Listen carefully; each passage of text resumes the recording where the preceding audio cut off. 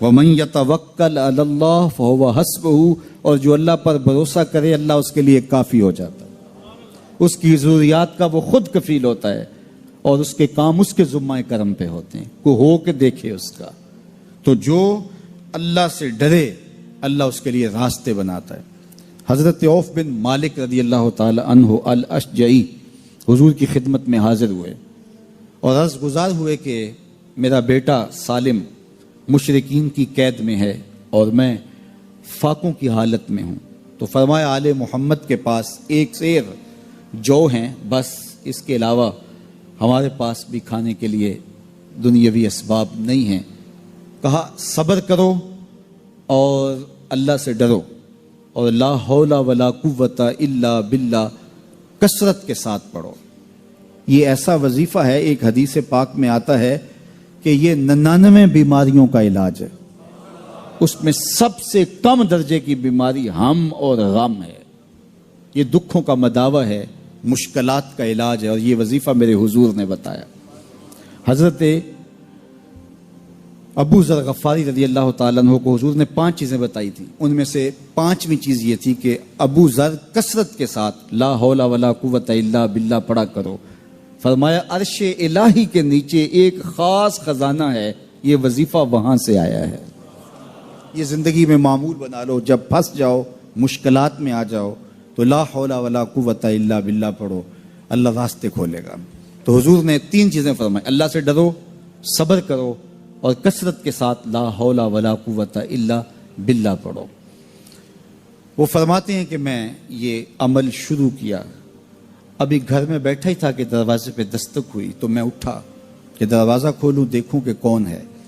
تو دروازہ کھولا، دیکھا میرا بیٹا کھڑا ہے اور اس کے پیچھے 100 اونٹ کھڑے ہیں۔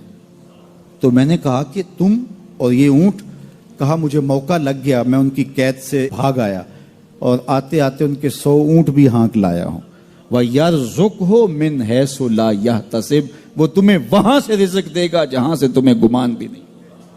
اس کے ہو کے تو دیکھو، اللہ اکبر، اللہ کے ہو جاؤ تو پھر وہ تمہاری ضرورتوں کا کفیل ہو جائے گا۔ فرمایا حضرت عبداللہ ابن مسعود رضی اللہ تعالیٰ عنہ نے کہ کسی شخص کو فقر و فاقہ آ جائے تو وہ لوگوں کو بتائے کہ میں آج کل بڑے مشکل حالات میں ہوں، ہر وقت لوگوں کو بتاتا رہے تو اس کی مشکل بڑھے گی، اس کی مشکلیں آسان نہیں ہوں گی اس طرح۔ اور اگر وہ اپنی اس مشکل کو کسی سے شیئر نہ کرے بلکہ مصلی بچھا کے اپنے رب سے کہے کہ مالک فقر و فاقہ آ گیا ہے اور اس کا علاج تیرے پاس ہے، اس مرض کا مداوع تیرے پاس ہے۔ تو حضرت عبداللہ ابن مسعود فرماتے ہیں کہ رسول کریم نے فرمایا جلد یا بدیر اللہ اس کو مالا مال فرما دے گا۔ یہ بھی کبھی کر کے دیکھو، مشکل آ جائے، فاقہ آ جائے، مصیبت آ جائے، کسی سے نہ کہو، صرف اپنے رب سے کہو، پھر دیکھنا اس کی کرم نوازیوں کا می کیسے برستا ہے۔ فرمایا اللہ پر بھروسہ کرنے کا جو حق ہے اگر وہ تم ادا کر دو، وہ تمہیں ایسے رزق عطا کرے جیسے پرندوں کو عطا کرتا۔ ہم تو دکان پہ جانا ہوتا ہے، فیکٹری میں جانا ہوتا ہے، ہم اپنے کاروبار پہ جانا ہوتا ہے، نوکری پہ جانا ہوتا ہے، مزدوری پہ جانا ہوتا ہے، ہمیں پتہ ہے کہاں آج صبح جانا ہے، لیکن پرندوں کو کوئی پتہ نہیں ہوتا کہاں جانا ہے، راس المال بھی نہیں ہوتا، لیکن صبح نکلتے ہیں، شام کو کبھی بھی خالی پیٹ نہیں آئے۔ بن توکل پنچھی اڑ دے، خرچ نہ پلے زیرا ہو۔ گھر سے خالی پیٹ نکلتے ہیں، جب واپس آتے ہیں تو پیٹ بھرے ہوئے ہوتے ہیں، اور پھر جو ان کی ضرورت ہوتی ہے اللہ وہ ساری ضرورتیں پوری کرتا ہے، جو ضرورت ان کی ہوتی ہے۔ یہ شیر کتنا گوشت کھاتا ہے، اللہ روز اسے دیتا ہے۔ یہ ہنس روزانہ سچے موتی کھاتے ہیں، اور آپ مارکیٹ میں لینے جائیں لاکھوں روپے لگا کے تولے ماشے کے حساب سے آپ خریدتے ہیں، پھر بھی آپ کو یقین نہیں ہوتا کہ یہ سچے ہیں یا 2 نمبر ہیں۔ اور ہنس دنیا پہ کروڑوں جانور پائے جاتے ہیں، روز کھاتے ہیں، صبح بھی، شام بھی، دوپہر بھی، پیٹ بھر کے کھاتے ہیں، اللہ روز انہیں عطا کر۔ کہا اس پہ بھروسہ تو کر کے دیکھو، وہ تمہاری ضرورتوں کا کفیل ہوگا۔ اس پہ بھروسہ کرو گے وہ تمہیں وہاں سے دے گا جہاں تجھے گمان بھی نہیں ہوگا۔ ارشاد فرمایا جو اللہ سے ڈرے اللہ اس کے لیے راستے کھول دیتا ہے، اور اللہ اس کو وہاں سے دیتا ہے جہاں سے اسے گمان بھی نہیں ہوتا۔ حضور نبی رحمت صلی اللہ علیہ وسلم نے ارشاد فرمایا 4 اشخاص ایسے ہیں جن کو جنت میں جانے سے کوئی چیز نہیں روک سکتی، اور فرمایا اگر لوگوں کے سست پڑ جانے کا اندیشہ نہ ہو تو اے عمر میں تجھ کو کہوں کہ یہ بات گلی اور بازاروں میں لوگوں کو بتا دو۔ اور پھر حضور نے ان 4 اشخاص کا تذکرہ کیا۔ ایک وہ شخص جو والدین کے ساتھ حسن سلوک کرتا ہے، دوسرا وہ شخص جس کی اولاد زیادہ ہے ذرائع آمدنی تھوڑے ہیں لیکن وہ اپنی اولاد کے پیٹ میں لقمہ حرام نہیں جانے دیتا۔ جب ذرائع آمدنی زیادہ ہوں اور پھر حرام سے بچنا یہ بھی بہت بڑی سعادت ہے، لیکن جب ذرائع آمدنی بھی تھوڑے ہوں اور اولاد بھی زیادہ ہو تو پھر حرام سے بچنا یہ بڑا مشکل اور آزمائش کا مرحلہ ہوتا ہے۔ تو جو اس موقع میں رزق حرام سے بچا، قیامت کے دن حضور کے فرمان کے مطابق جنت میں جانے سے اسے کوئی شے نہیں روک سکتا۔ اور ہم صحابہ کی زندگیاں دیکھتے ہیں، فجر کی نماز ہوتی ہے، ایک صحابی جلدی سے اٹھ کے چلے جاتے ہیں۔ ایک دن آقا کریم نے پوچھا کہ ابو درداء کیا بات ہے؟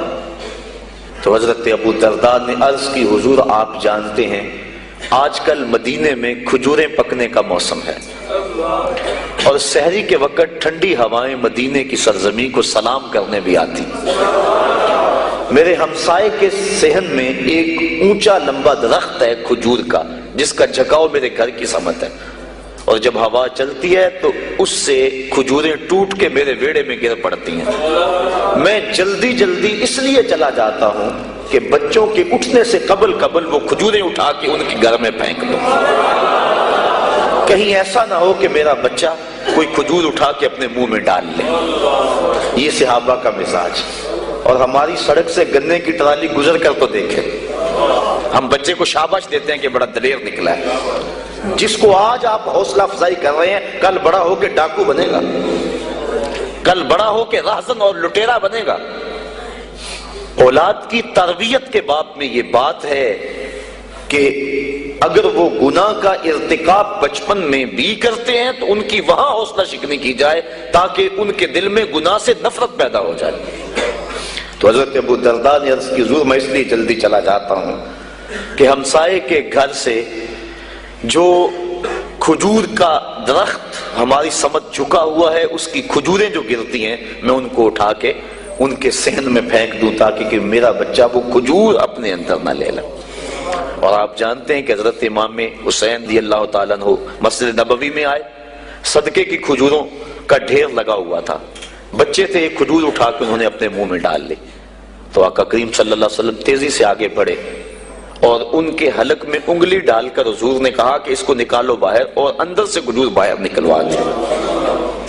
میں اور آپ اپنے رزق پر اگر غور کر لیں اور اپنے رزق کی حلت کا سامان کر لیں تو عبادت کی لذت نصیب ہو جائے۔ تیسرا وہ شخص کہ جس نے ایسی سچی توبہ کی کہ دوبارہ گناہ کی طرف جانا اتنا مشکل ہے جس طرح تھن سے نکلا ہوا دودھ دوبارہ اندر نہیں جا سکتا۔ اور چوتھی وہ عورت جس نے اپنی ساری محبتیں اپنے خامد پہ نچھاور کر دی اور اس حال میں مری کہ اس کا خامد اس پہ راضی تھا، اس کو جنت میں جانے سے کوئی چیز نہیں روک